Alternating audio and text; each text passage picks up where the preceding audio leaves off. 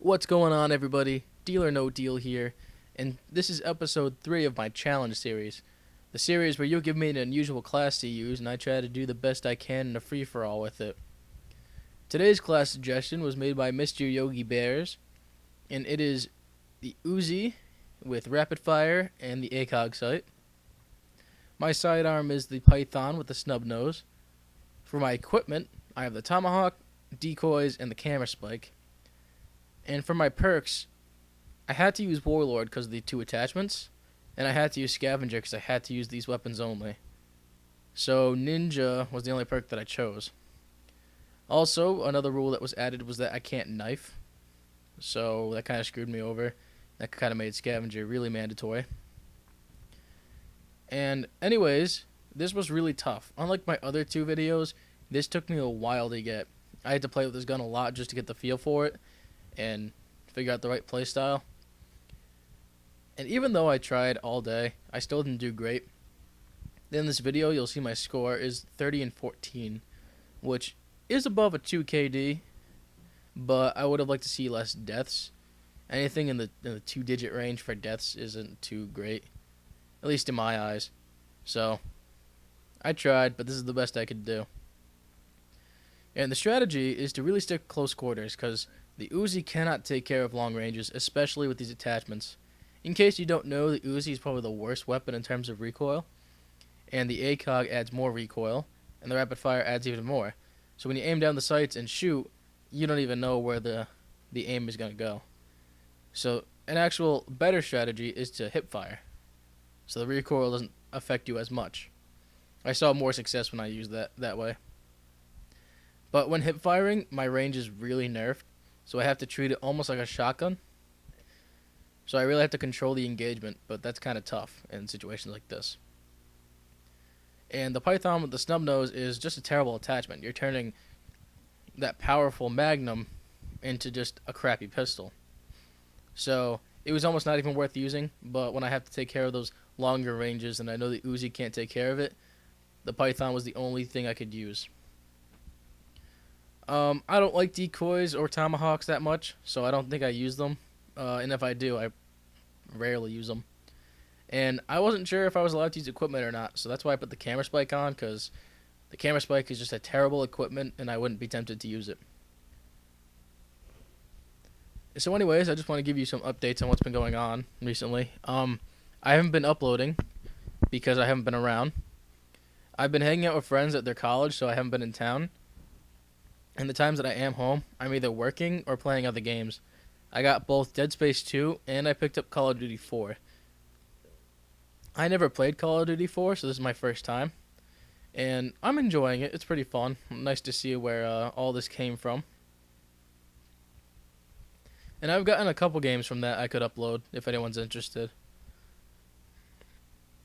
But I'm taking a break from that. I'm slowly working through Dead Space 2. So I'll have more time for Black Ops in the future. And I haven't stopped my gun reviews. I'm just taking a break. Or was taking a break. I'm ready to work on my next one.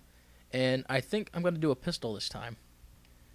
Pistols are very underrated. And quite frankly, the only pistol I see is the CZ75 Full Auto. Which is a terrible attachment choice if you are aware of the whole statistics in COD. And I don't think a lot of people are. So I really want to do a gun review with that, to show people there's better things to use that gun with. So, if you like that idea, please let me know. I think that's what I'm going to do next, but as always, I don't want to do something that people don't want to watch. Anyways, I also just did a video with Drifter, and if you don't know who Drifter is, he's a director from Machinima Respawn, and he controls the In-Depth series as well as the If It Were Realistic series. He's a really cool guy, and he's doing dual commentaries on his channel, and I was able to score one with him. So I thought it was really cool.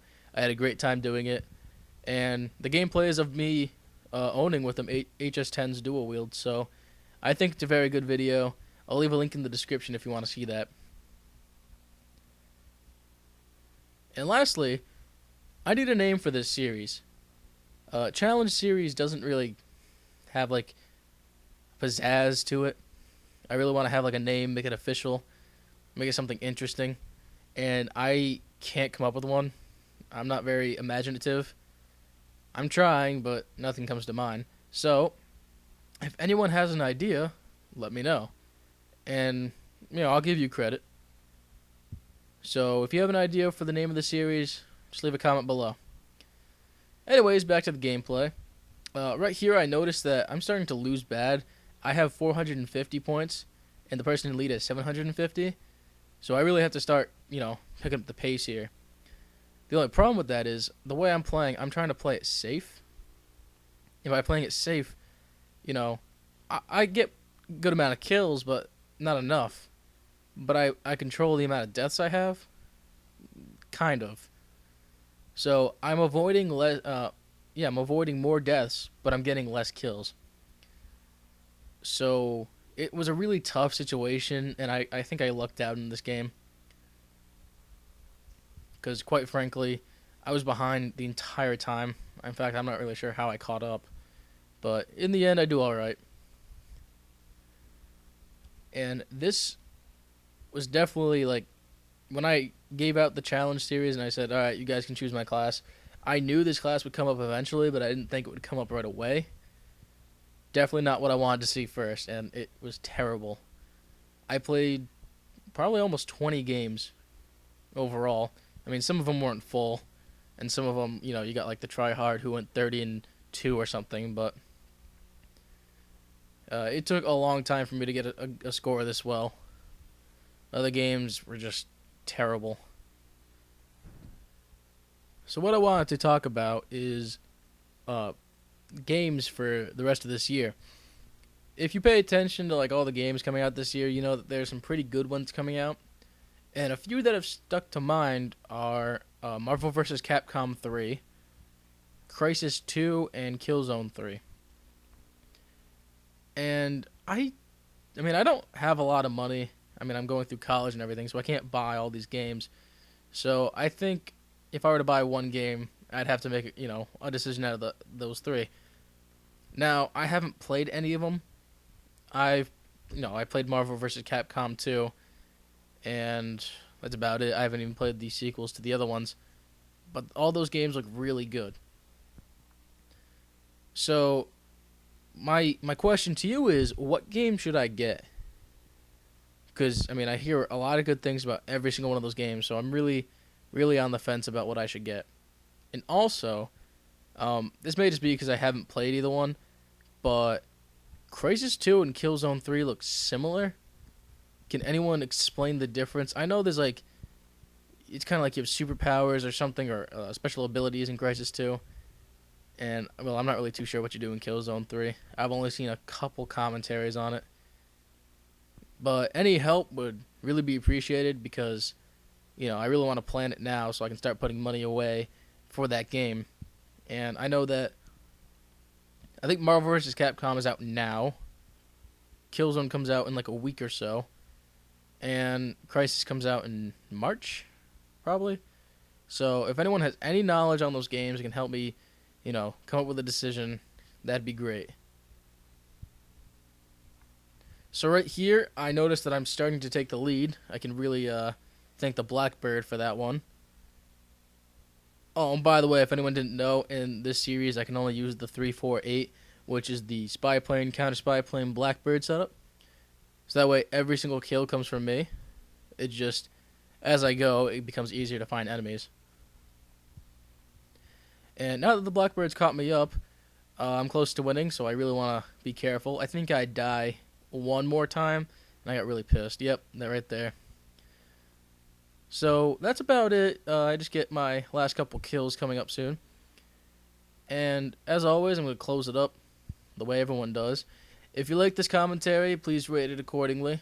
Also, leave a comment below. There was a lot of things talked about, and I love getting feedback from you guys. And lastly, if you like this and want to see future episodes from me, please subscribe. And as always, thank you for taking the time out of your day to watch my video. I know this ended a little bit earlier before the video ended, but I'd rather end it earlier rather than later. Alright guys, I'll see you in the next commentary.